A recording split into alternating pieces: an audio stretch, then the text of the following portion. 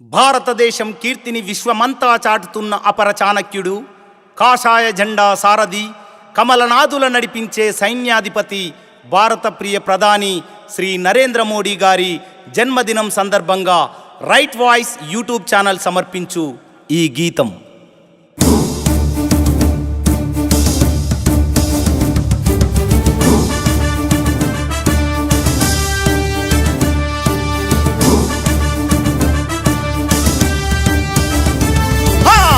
పగ మండే సూర్యుడై బాధ్యతతో బయలెల్లిండు, కారణ జన్మం ఎత్తిండు, నరేంద్ర మోడీ నడిచిండు.